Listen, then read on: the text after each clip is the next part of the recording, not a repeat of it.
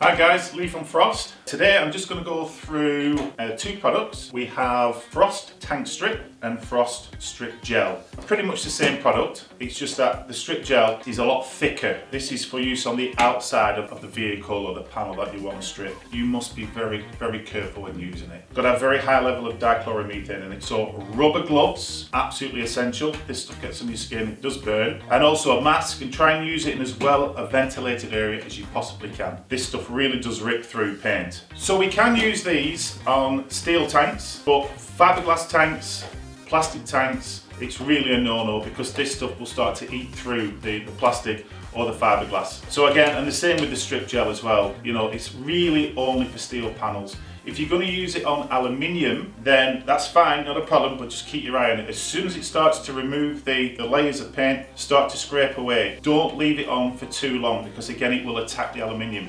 And the best way to neutralize it, to clean it afterwards on the outside, is hot soapy water. So the strip gel, we got that in the 5 litre size, obviously, a litre and 5 litre size as well. So if you need a small amount, the 500 ml is absolutely ideal for you. The tank strip, again, rubber gloves, well ventilated area. This is designed for stripping out old liner from fuel tanks. So again, 3 sizes. It is, I can't stress, highly, highly aggressive. So if you are going to be doing a tank that has got paint on the outside and you want to protect that tank, then what I normally suggest is that you mask the tank up in 2 to 3 layers of kitchen foil. Literally it just stops the stuff if it splashes out from burning them through your paintwork. So with this, it literally is just a case of very carefully pour it into the fuel tank, leave it, just give it 10, 15, 20 minutes, and then turn the tank a quarter turn, leave it, and just keep turning the tank every 15 to 20 minutes, and the stuff will actually get thicker and thicker as it absorbs the existing liner in the tank. And